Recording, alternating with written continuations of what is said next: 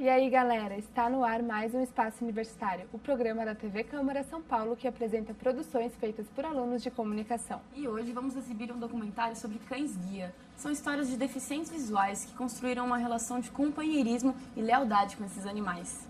Para vocês terem uma ideia, mais de 6 milhões de pessoas têm alguma deficiência visual no Brasil, mas apenas 100 delas contam com o apoio dos cães-guia. Exatamente, Li. Daqui a pouco a gente fala mais sobre essa situação, porque agora vamos assistir a primeira parte de Cão-Guia, Liberdade, Autonomia, Parceria, feita pela galera de jornalismo da Anhembi Morumbi. Roda aí.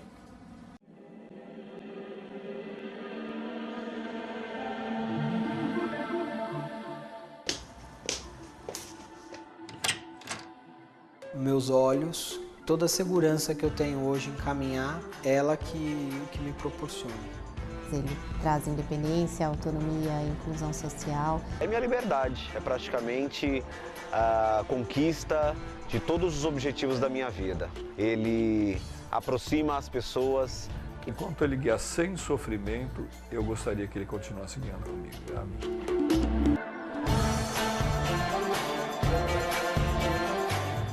Olá, me chamo Diego Luciano de Castro, tenho 29 anos, eu sou administrador, trabalho em banco. Essa daqui é minha cadela guia, o nome dela é Pixel. Ela é minha segunda cachorra, estamos juntos há um ano e 2 meses. Meu nome é Gabriel Vicalvi, eu tenho 30 anos, sou analista de sistema. Eu tenho minha cão-guia, que ela é a Júlia, ela tem 6 anos. Nós estamos juntos desde 2012. Meu nome é Daniela Kovacs e o nome do meu cão-guia é Basher. A gente está junto desde novembro de 2008. Meu nome é Luiz Alberto Melchett de Carvalho e Silva. Eu sou presidente do Instituto Meus Olhos Têm Quatro Patas, sou professor universitário e esse já é o meu 5º cão e o nome dele é Gulliver.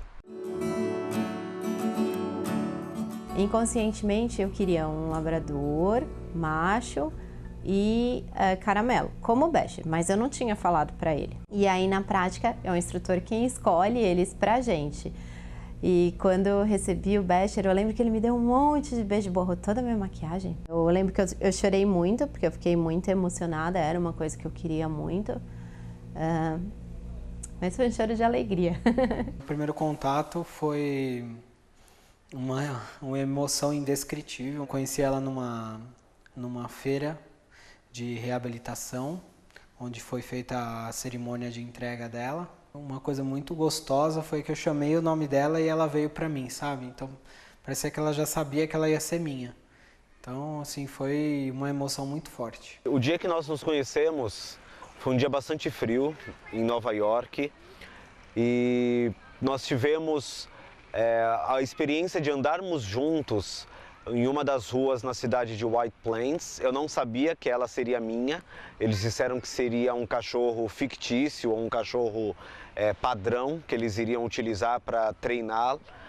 E no dia seguinte descobri que o mesmo cão que fez o teste comigo foi o cão aprovado para ser minha filha, minha parceira. E foi maravilhoso, amor à primeira vista. Ela logo veio correndo na minha direção, como se já me conhecesse. Acabei caindo no chão e ela começou a lamber meu rosto, interagimos bastante. Nunca mais nos distanciamos, nunca mais fomos separados. Ele fazia parte de um projeto de uma instituição pública que pretendia treinar 32 cães para doação. E aí, quando nós encerramos o contrato, eles me ofereceram o Gulliver. E mesmo porque ele era um cachorro bastante agitado, bastante complexo, e precisaria de alguém com muita experiência e com mão firme para poder manter ele controlado. A escolha do filhote para eventualmente conseguir se tornar um bom cão-guia, a gente pode começar fazendo diferentes etapas na ninhada. Então, o que a gente busca ali? Um cão que não seja muito tímido, um cão que tenha curiosidade, um cão que tenha, de uma certa forma, uma robustez também, que tenha assim, muita vontade de estar perto de pessoas e mostra sinais de que gosta de aprender. A partir do momento que você selecionou o deficiente visual que se adapte a essas características, é difícil não dar certo. A minha rotina é acordar cedo, porque ela come às 6 horas da manhã, impreterivelmente. Chegamos ao trabalho por volta de 9 horas até às 18. Dentro do trabalho, ela fica solta, não é um padrão para todos os cães, isso é opcional. Eu gosto que ela fique solta porque ela é uma cachorra hiperativa. Então ficar presa durante 9 horas dentro de uma empresa não é algo muito fácil para ela. Assim ela tem a oportunidade de interagir com as pessoas, enquanto eu realizo o meu trabalho. Normalmente utilizamos o metrô, apesar de eficiente, ele é muito cheio no horário em que nós pegamos. Mas isso para ela não é um problema, pelo contrário, ela adora esse tipo de desafios. Ela ultrapassa as pessoas, ela não se distrai com a via, ela me mantém em segurança para que eu também não ultrapasse em direção à via quando o metrô não está estacionado, não está parado na plataforma. Eu uso muito metrô, uso ônibus, mais ônibus do que metrô, porque as calçadas em São Paulo são péssimas. São cheias de degraus, muitas vezes estreitas demais, poste no meio do caminho e, além disso, ele obedece perfeitamente 56 comandos, né, como escada sobe, escada desce, rolante sobe, rolante desce, elevador, e uma série de comandos que facilitam demais. Eu trabalho, passeio, faço cursos, então tudo com a ajuda dela. A gente nada, ela gosta muito de nadar comigo quando a gente tem oportunidade, a gente brinca. Tem os momentos de lazer até durante o meu trabalho, depois que eu volto do almoço, ela tem lá os brinquedinhos dela. Quando ela não está trabalhando, a gente tem esses momentos, né, de brincadeira como qualquer pessoa que tem cachorro. Minha rotina é bem corrida, assim, a gente trabalha bastante, né? Eu trabalho no Tribunal do Trabalho, coordeno a parte de acessibilidade e inclusão de pessoas com deficiência no tribunal. A gente vai para academia, a gente faz muita coisa junto, Becher. Ele viaja comigo a trabalho e a lazer. E é prazeroso andar com ele, é gostoso. Então, a quantidade de locais que a gente acessa hoje, ou que a quantidade de trajetos que a gente faz a pé é muito maior. A vida do cão é muito curta. Então, o período de trabalho dele é até por volta de 8 anos de idade. Mas conhecemos alguns casos de cães terem trabalhado até 10 e 12 anos.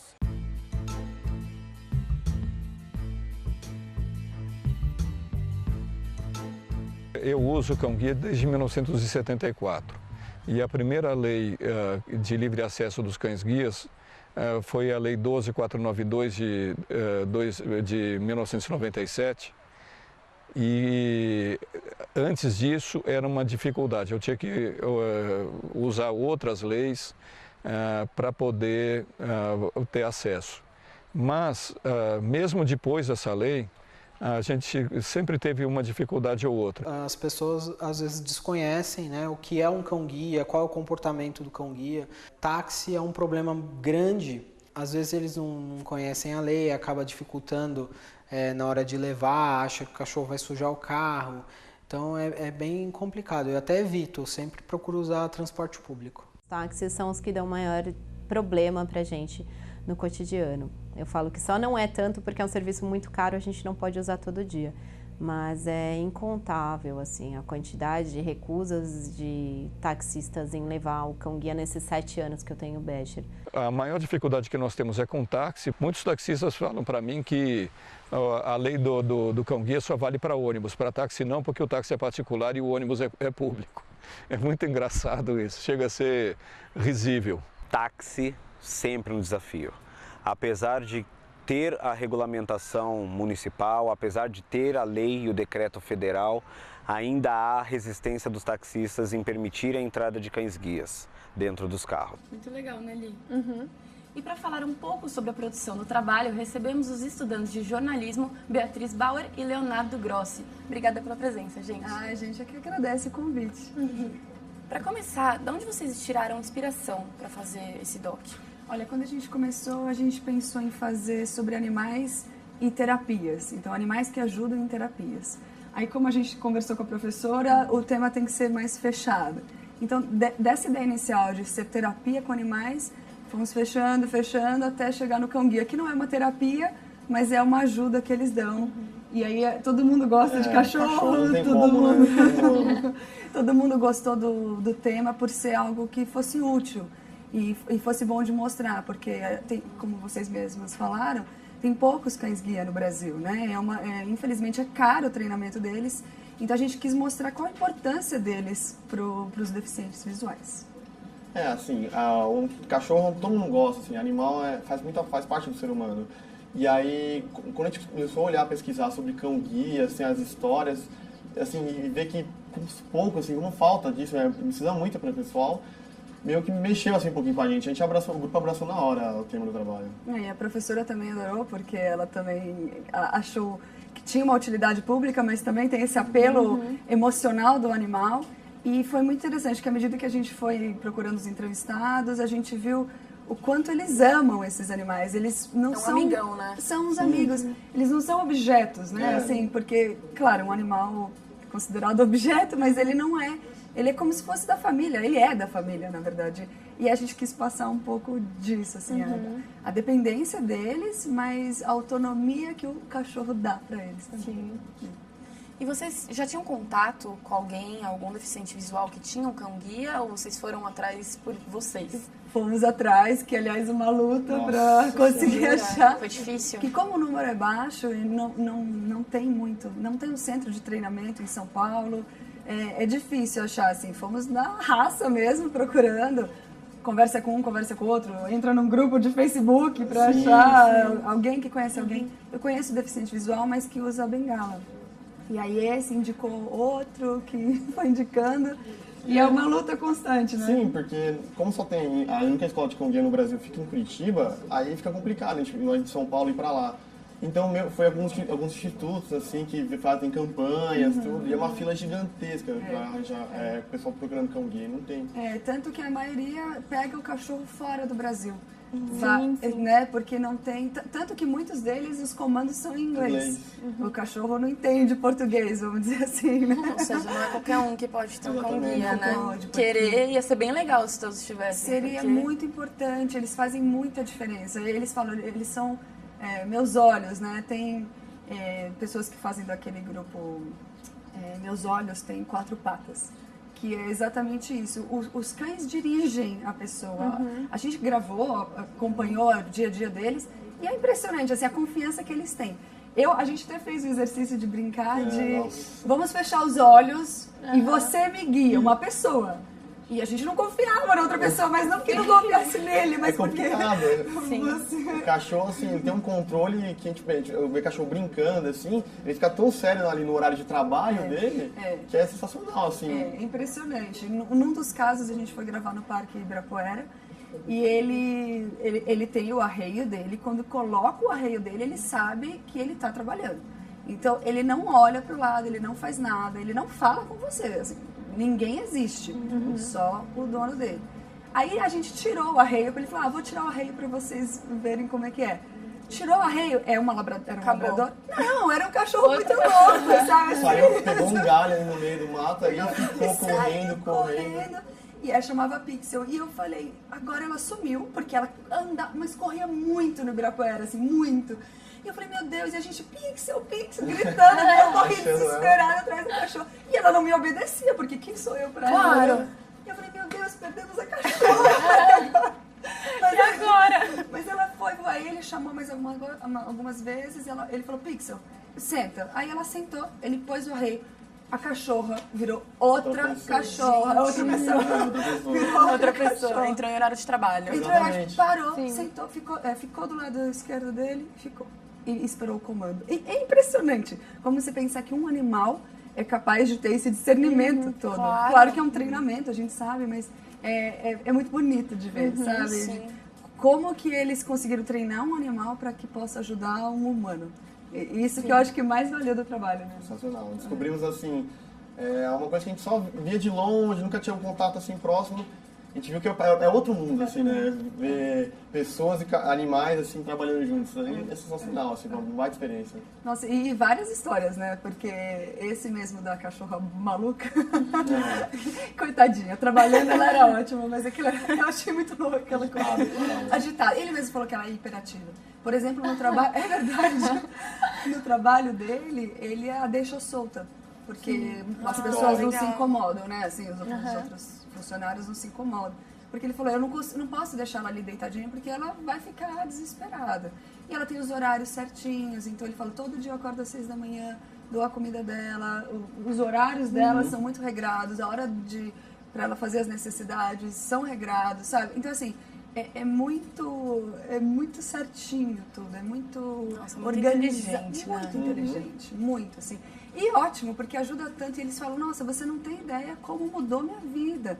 Porque claro que um deficiente visual aguça os outros sentidos, obviamente, que nós, que temos a visão perfeita, usamos muito mais a visão.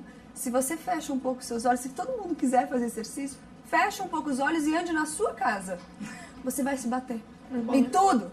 E ficar com medo, né? E não ter noção de espaço. Não tem noção de espaço. Não tem o tato. O olfato deles é muito aguçado. E que o nosso não é. Porque a visão supre tudo isso, né? Vamos dizer. Então eles contaram várias histórias de superação e de como eles conseguiram fazer tudo isso. Que, olha, valeu. A gente, como jornalista, sabe que a gente tem que ter um papel social, né? As coisas que a gente... As matérias, os documentários, tudo que a gente produz tem que ter um cunho social, tem que ter uma utilidade pública. Então, acho que nesse quesito a gente cumpriu, né? Assim, foi algo que eu jamais esperava que ia dar tão certo, assim. Foi sensacional, valeu muito a pena. Porque, por exemplo, também, para achar uma treinadora foi difícil. Nossa. Essa busca foi minha, assim, então, sei a dureza que foi. E aí a gente conseguiu uma que já treinou, e ela falou, não treino mais, porque é muito caro. Ela estava falando que chega a custar $30 mil. Meu Deus! O treinamento de um cachorro, porque é muito específico. E ela falou, não tem condições, porque não tem esse retorno, porque os cães não são comprados, né? Eles são doados. Tá. E então, ela falou, não tem incentivo do governo, eu não consigo manter. Eu não consigo manter esse cachorro aqui. Então é uma pena, porque aí ela deixou de treinar, deixou de ajudar outros deficientes visuais. Assim, é triste, por esse lado, é uma constatação bem triste, na verdade. Vocês acham que essa pauta colabora para a diminuição do preconceito com pessoas com deficiência visual no trabalho, na rua, nos transportes públicos principalmente? Ajuda muito, assim, porque uma das histórias que a gente conta é os usuários usando um cachorro no metrô, né? O pessoal ficava assustado ver um cachorro no metrô. Teve até a história que a mulher bateu nas entrevistadas e aí ela ficou assustada, assim, por causa de um cachorro, exatamente. E aí, assim, isso ajuda a pessoa a entender cada vez mais, assim, a necessidade de um cão-guia para um deficiente visual. Tanto do transporte público também, muitas pessoas não aceitam. Se fosse uma lei, antigamente não aceitava o taxista levar um pessoal com deficiente visual com cão-guia. Então, isso assim, esse documentário, além de mostrar conhecer esse pessoal, mostra os problemas que mesmo com cão-guia, mesmo com alguém ajudando eles lá, assim, eles sofrem. Eles sofrem muito. É engraçado você falar isso do táxi, porque todos os entrevistados falavam, quais as dificuldades? A primeira coisa, era táxi. Assim, eles não pensavam em outra coisa, pensavam táxi. Os taxistas não aceitam porque sujam o carro. Uma das gravações foi feita no meu carro, que está no documentário. Falei que era o nome do aplicativo da Bia, né? Eu ia falar, não sei se pode. E aí a gente fez, né? Ele foi no banco da frente, mas ele fica no assoalho, ele não fica no banco. Fica quietinho, não incomoda. Nossa, mas ele senta e, de novo, como ela tá trabalhando, tá super educada, senta, fica, deita no caso, e fica ali até o comando dele, quando abrir a porta que é pra sair.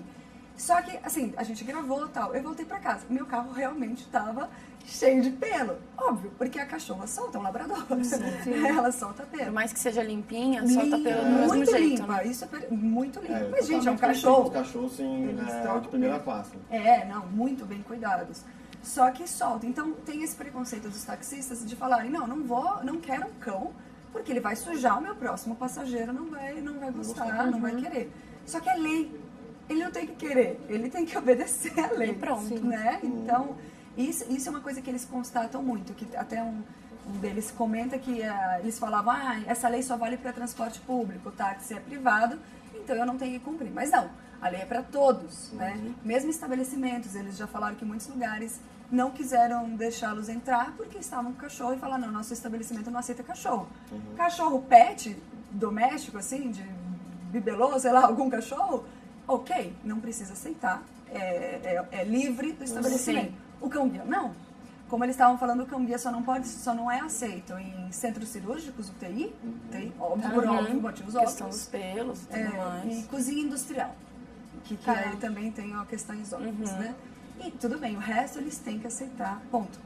Não tem essa opção, mesmo porque o cachorro é super treinado. Ele não é um cachorro que nem nosso, que a gente deixa Quando a pessoa vê cachorro, ela pensa que ele vai brincalhão, vai fazer as esquece que, como a gente fala, o cão-guia ele tá trabalhando. Ali, só se tirar a guia, ele fica louco. Mas com a guia ali, ele vai entrar no máximo no restaurante, ele vai sentar e vai ficar quietinho na dele, não vai incomodar ninguém. Só pra você entender isso, como é que é o cão-guia. E eles falam muito também, outra questão de dificuldade, que é, eles não enxergam, obviamente, então as pessoas chegam pra falar com eles e tocam. E eles levam um susto, porque eles não estão vendo, não é que nem a gente, né? Tô falando, Léo, ele põe a mão, ele tá vendo que eu vou pôr a mão. O deficiente não, e eles falam que uma coisa que incomoda muito é as pessoas tomarem decisões por eles. Então, você quer atravessar a rua? Vem! Não é você que puxa. Você fala, você quer atravessar a rua? Fala, quero. Fala, você dá a mão pra ele, ele põe a mão em você. Não é você que puxa. Então, assim, toda essa questão de... É como se eles perdessem a autonomia deles, do poder de decisão. Eu quero fazer tal coisa ou eu não quero fazer tal coisa. Também entender que às vezes, por estar com cão-guia, a pessoa não quer ajuda. Se você pedir, ela fala assim, olha, eu não preciso, não é pra se sentir ofendido. Sim. A pessoa, acho que com cão-guia, ela já consegue se lidar. Com certeza. Porque tem todo um treinamento que a gente até estava falando. Muitos que vieram dos Estados Unidos, né? Aqui no Brasil também, mas eles têm um tempo de adaptação. Não é assim, tem um cão-guia, você é deficiente visual, vou te dar esse cão-guia. Não. Tem uma análise da sua personalidade e uma análise da personalidade do cachorro. Porque vamos supor, a Pixel, que é essa super agitada, se você pega uma pessoa que é super calma ou, sei lá, mais idosa, e ela não vai ter essa energia para acompanhar a cachorra. Não pode, não casa, entendeu? Tem que ser... É bem mais complexo do que a gente acha que é, na verdade, né? Sim, que nem o cachorro, ele fica num foco, assim, que às vezes nem a gente consegue focar tanto assim, né? Ele é muito, muito centrado mesmo, assim, nesse quesito. E esse período de adaptação, se eu não me engano, são 2 semanas para mais, assim. Então, você anda com o cachorro, você dá a ordem pro cachorro, você vê se vocês se entendem. Parece esquisito falar, mas é como se tivesse uma química. Uma relação, né? Porque vai ser uma relação que vai durar pelo menos, 8 anos, por aí, porque o cachorro demora 2 anos até estar treinado. Então, que ele trabalhe mais uns 6 anos, 7 anos, que sejam 10. São 10 anos que você vai conviver com esse cachorro. Então, você tem que se adaptar a ele. Não é um cachorro como o nosso, que a gente educa, fala, não, e tudo bem. Não, é um cachorro que está trabalhando para você. Mas é que a gente fala trabalhando, até uma pessoa criticou, falou, cachorro trabalhar... Mas tem que entender num sentido maior. O cachorro não está trabalhando como se fosse batendo cartão, que nem a gente. Ele está ajudando. Ele está ajudando. E ele tem essa índole dele. Por isso que são escolhidas raças específicas. Até interessante que começaram há muito tempo, antes de qualquer outra coisa, na Alemanha com o pastor alemão. Só que aí as pessoas tinham medo.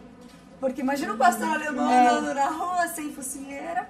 Você fala, meu Deus, esse cachorro vai me matar, né? Aqui. Por isso que foram migrando para o labrador, que já tem o golden também, que é esse jeito mais brincalhão e mais amigável. São raças específicas, assim, que conseguem guiar a pessoa. Gente, o papo tá muito bom. A gente vai continuar falando sobre os cães-guia e tudo mais, mas antes a gente vai para um rápido intervalo e já voltamos com mais Espaço Universitário. Não sai daí.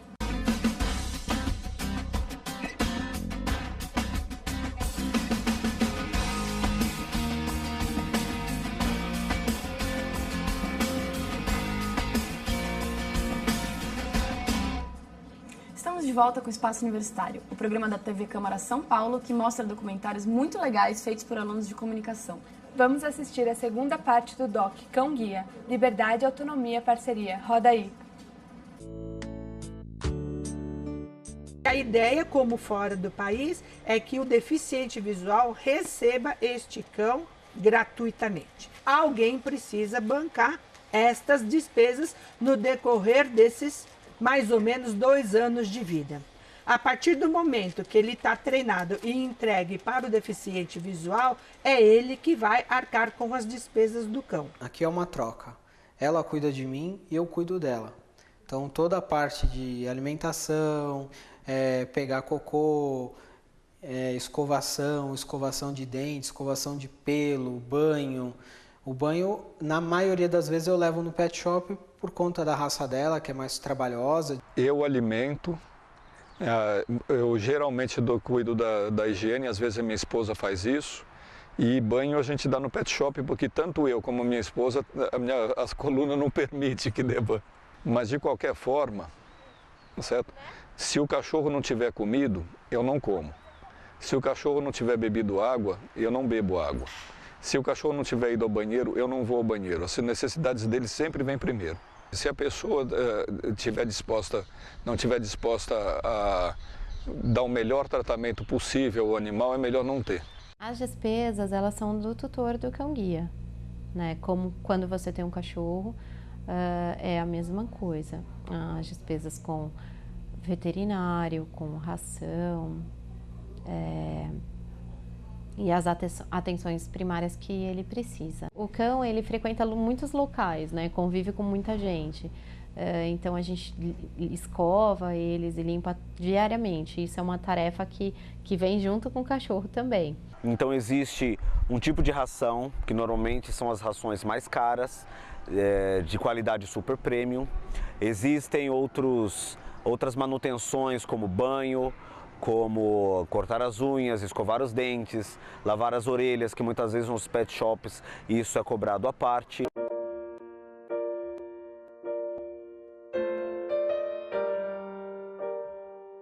Acho que colocar a mão numa pessoa com deficiência visual é uma coisa que acontece muito e que dá um grande susto na gente, porque na prática você não sabe, assim, a pessoa pode ter a melhor boa intenção do mundo, mas você não sabe que ela está vindo colocando a mão em você porque você não está vendo. É que é importante que as pessoas não distraiam os cães, não interajam com eles enquanto eles estão em trabalho, porque isso pode comprometer a segurança de ambos. Se você distrai um cão no momento de trabalho, é como se você tivesse como passageiro de um carro e tirasse a direção do motorista, pegasse na mão a direção e começasse a girar para lá e para cá. O efeito é bem parecido. Então, ela em momento de trabalho, ela não pode ganhar carinho, não pode se distrair. As pessoas que estão ao redor e que gostariam de poder auxiliar de alguma forma, tem que chegar e perguntar para a pessoa: você precisa de ajuda? Né? Aí ele vai dizer sim ou não. Grande erro, normalmente, o que acontece é muitas vezes querer passar a mão no cachorro, põe a mão no cego, não é bem assim. As pessoas tomam decisões pela gente e as decisões geralmente são erradas, né? Geralmente é alguma coisa que você não quer fazer, né? E então a gente pede assim, se for interferir, pergunta primeiro, assim, posso ajudar? Quer que eu ajude? Né? E não chegar e segurar a gente.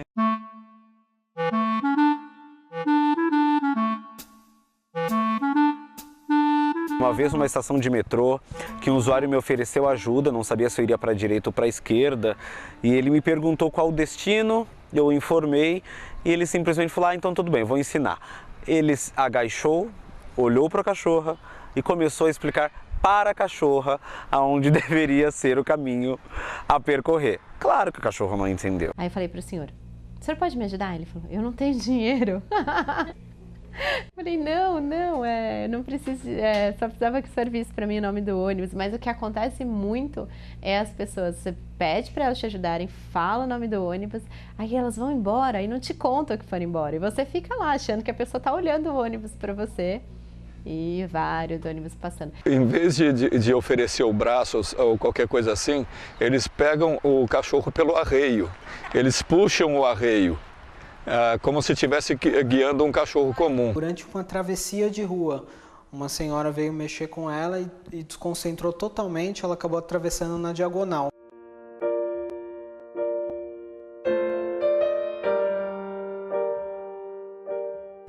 pedaço de mim. Todos os cães-guias que eu tive eram pedaços de mim. O guia ele te traz uma ideia de assim, não, eu posso, eu consigo, eu vou. É uma sensação de autoconfiança e de capacidade de superar limites muito grande. Ela é minha amiga incondicional, minha companheira, meus olhos, né? E ela representa amor e confiança para mim. Além de toda essa segurança, autonomia, eu acho que eu tive adquiri muito mais responsabilidade, porque é uma vida que eu estou cuidando, né? Então, foi um aprendizado muito grande para mim, né? Ter essa incumbência, né? De tomar conta de uma vida realmente. Então, me fez crescer muito como pessoa. Então, ela para mim é um sonho realizado, é um sonho que infelizmente eu não posso pedir para Deus para que fique eternamente, mas o que eu quero que dure o limite.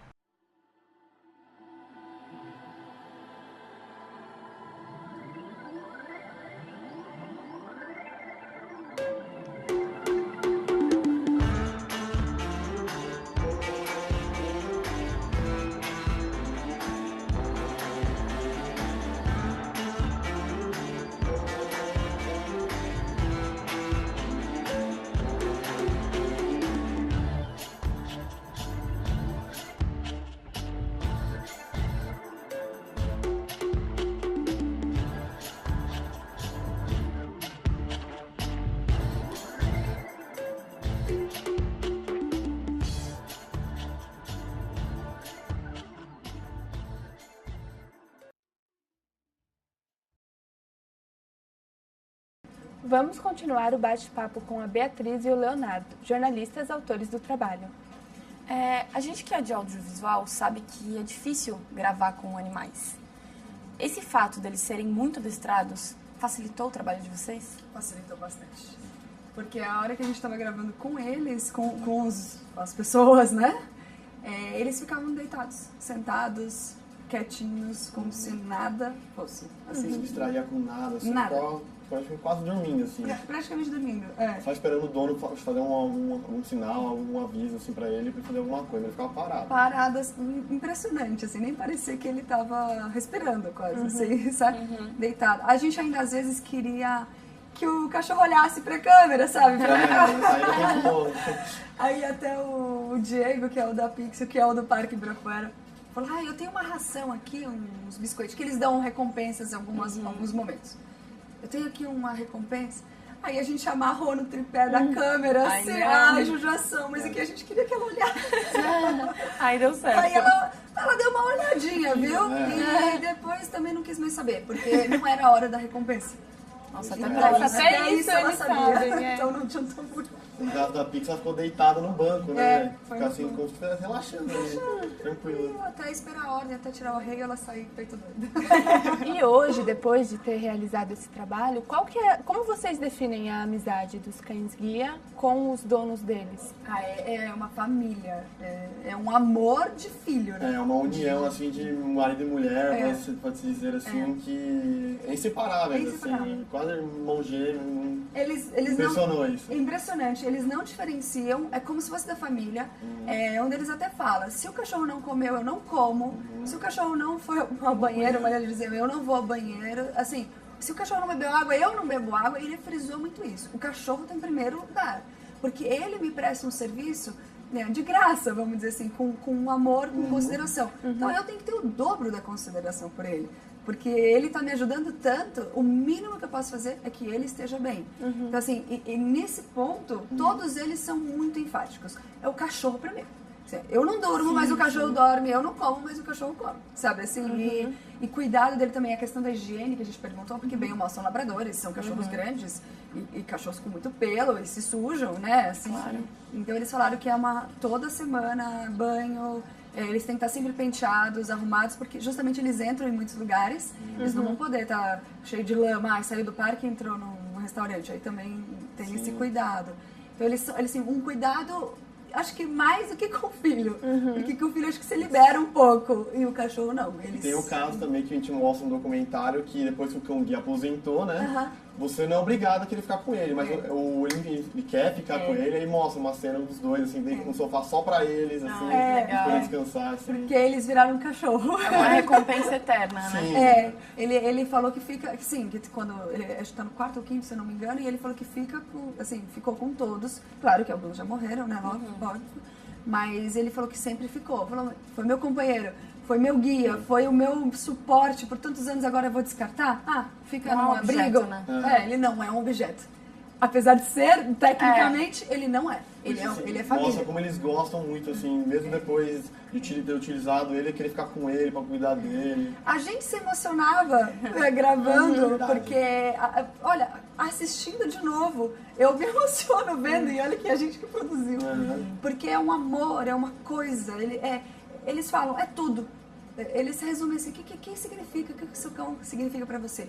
Ele tudo, o outro, a minha vida, sabe, assim, então é impressionante, assim, acho que a gente não tem essa dimensão, eu tenho cachorro, mas acho que a gente não tem essa dimensão desse amor, amo meu cachorro, mas não é uma igual, relação não sei, diferente, é uma relação diferente. É diferente, com certeza. é diferente. A gente já falou muito sobre essa questão de acessibilidade de ter o cão-guia no Brasil, que é muito difícil, que só tem em Curitiba, o centro de treinamento e tudo mais. Por que vocês acham que isso acontece? É o dinheiro, a falta de dinheiro, a falta de treinamento? Por que é tão caro isso? É porque eu acho que é o dinheiro, basicamente, bom, o governo falta de incentivo. não incentiva e não tem como a gente tinha falado, $30 mil, não é qualquer canil que vai poder treinar, né? Alguém tem que bancar essa, nem que seja parceria com alguma coisa privada, sei lá, mas tem que ter alguém bancando um treinamento de 2 anos. Porque é o que ele falou, eles escolhem os filhotes, vão pela personalidade do filhote, se o filhote já for muito maluco, também ele já tá. E depois quando inicia os treinamentos, fala, não, esse filhote pode ser. Inicia o treinamento e vê que o filhote não funciona. Então ele ficou, vamos supor, 1 ano com aquele filhote mantendo aquele cachorro e teve que descartar para cão-guia. Quer dizer, ele teve um investimento, ele teve um gasto. E não vai ter o retorno que é entregar esse cão para alguém. Enquanto não for assim, o pessoal não dá importância porque não é algo que todos precisam. Tem muita pessoa que precisa, mas não todos precisam. Quando chegar, aí as pessoas parar de focar no que é o de todo mundo, focar nas poucas pessoas, assim. Isso ajudaria muita gente, assim. A gente vê pouco em São Paulo, né? Às vezes você anda na Paulista, assim, você consegue ver um e só, assim, no máximo.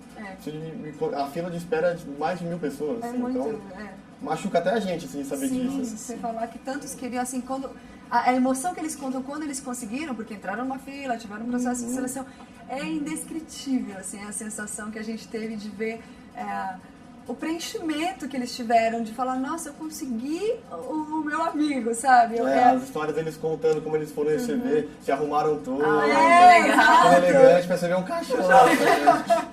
Parecia que era um encontro, sabe? Mas não, ele ia receber o cachorro dele. Então, isso é muito interessante, mas eu acredito que seja falta de investimento, seja pela questão do dinheiro, pela não querer investir nisso, como o Léo falou, porque não tem tanta gente que precisa. Claro, é um número grande, mas estou falando percentualmente da população. Sei lá, talvez tenha outras prioridades, não sei. Vocês falaram sobre um caso de um cão-guia que foi aposentado e continuou com o dono. Vocês acham que isso é normal? O dono ficar com o cão-guia para sempre? Sim. Porque pensa você teve um cachorro qualquer, que não era o seu guia, que você via à noite, quando chegasse da faculdade, de manhã, quando fosse trabalhar. Você já tem um amor por ele, né? Você não ia falar daqui 10 anos, bom, agora ele não late mais, não brinca mais, tá meio chato, então, agora eu vou doar. Assim, eu não consigo imaginar isso, jamais faria, jamais faria. Imagina alguém a quem você deve a sua vida. Então, nunca, acho que não existe nenhum deles que devolveria o cachorro. O cachorro já cria uma relação também com o próprio deficiente visual. E aí depois de um tempo, você abandonar ele, é ruim, o cachorro deve ficar assim, deve ser muito deprimido, né, tadinho?